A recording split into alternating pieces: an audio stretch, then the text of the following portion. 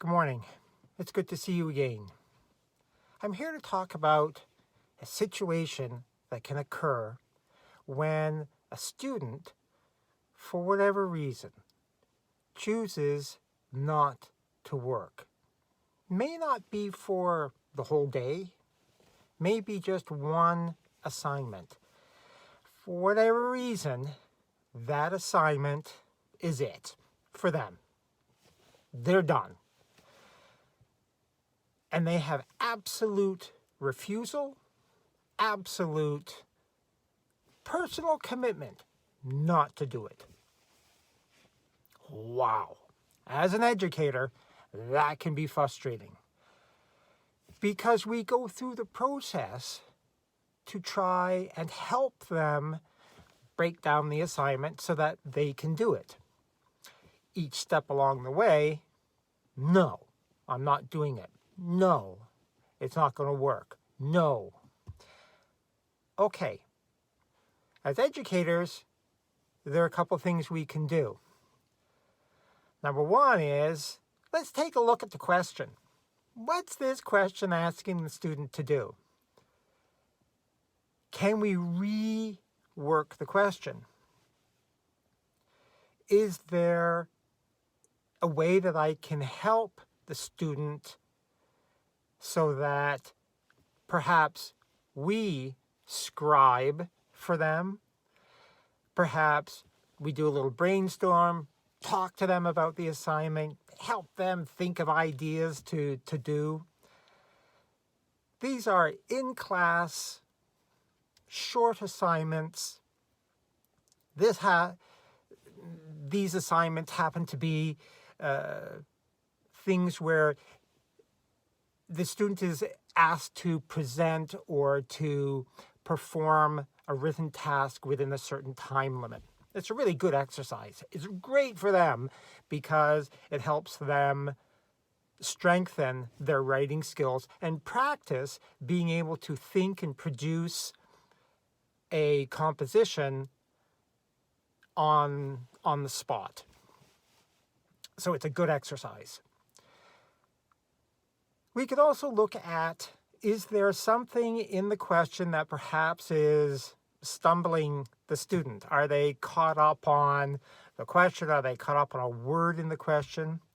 For example, a young student of mine was asked to write a description about what they are an expert about. I thought, wow, this kid's full of knowledge. He's going to love doing this. Nope. He was caught up on the word expert. The word expert just sent him into a tailspin.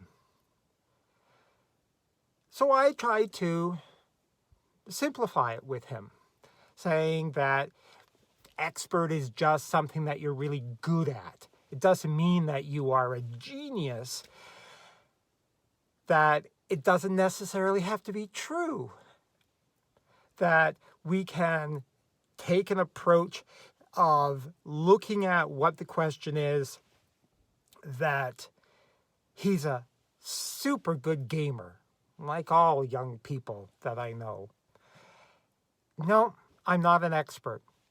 Okay. You're good at skateboarding, skiing, reading. No, I'm not an expert. I'm not an expert. So he was caught up on that one word. Okay. So we continued to work. I tried to scribe for him. He had built that wall, and he wasn't budging. I had a choice. I could sit there and make life miserable and force him to do it, or, okay, let's stop. Let's move on to another task. Let's give him some breathing room and some time where he can process what's going on. So we did. We went off to another assignment. He did brilliantly well in that assignment. Then he went back to it on his own and completed his written assignment. and did well with it. So what are some of the hang-ups that we have that students get stuck? I don't know. I still really don't understand what his hang-up was. Whether there's something that we could have done differently together, or whether there's something that I could have done differently as an educator. Is there something in the question that could have been worded differently? What I really want to stress is that there are times as an educator, we have to stop pushing the assignment, stop pushing the activity, that he was becoming stressed, he was becoming upset, and that defeats the purpose of having a safe learning environment. There are times where, as an educator, and this has happened many times to me, as I think I have a fantastic lesson, and it's a dud. It just goes nowhere. Okay, let's just put that lesson aside. I'll rewrite it another day. That happens. It doesn't make us a failure. It makes us a better teacher because we realize that, what I thought was a good lesson isn't a good lesson. Not for me, but for the students. And that's what matters most. After this boy finished his assignment, he was a happier kid. He understood the stress that had been created for himself, the stress and frustration that he went through, and he didn't know how to get out of it. He didn't know how to put a stop to digging in his heels and saying no. For him, no was no. And I respect that.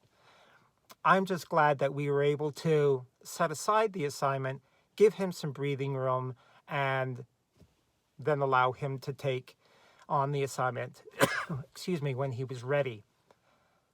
These things happen.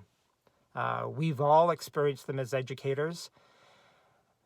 There are times when it's hard to stop what we're doing and let the student do another activity and then come back.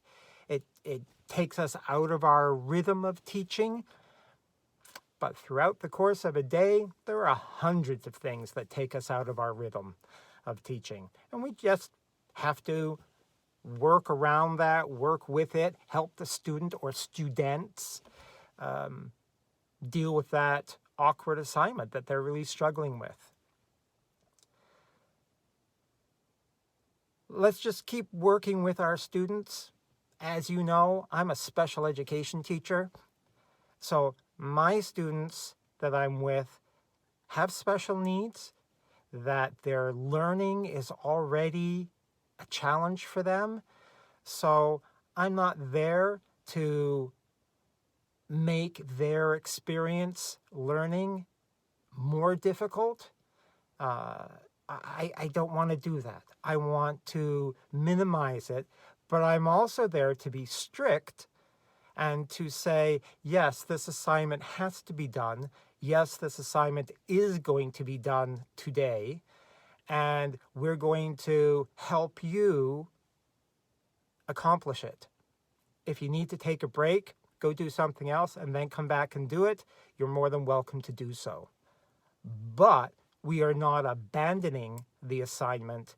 We are not saying, as soon as you say, no, I'm not going to do this, we go, oh, okay. No, that's not the case at all. You still have to tell the student what the rules are around this. You're going to do the assignment at a later time in the day. Right now, let's move on to something that allows you to just de-escalate the situation. It's a tough one. It's a real tough one. It's tough for the educator and it's tough for the student. But things don't always go smoothly. And that's, I guess, what I really want to stress is that things don't always go smoothly. There's no punishment here. There are consequences, and the consequence is you still have to do the assignment. But there's no punishment.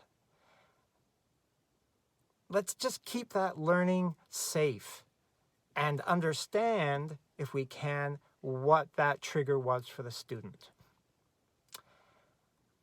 I think I'm repeating myself, and I'm sorry if I am, but I'm quite passionate about this. These sort of situations bug me. They bug me because I can't help the student. I can't give them what they're needing at that time. As a spec ed teacher, that bugs me. I'm a fix-it guy. And when I can't do it, I have to then sit there and try and make the lesson or lessons happier. And most of the time that works. So on that note, I've rambled a bit. I apologize. It's great to see you again. I'll be back soon. Have a fantastic day wherever you are, whatever you're doing. And we'll see each other soon. Bye-bye.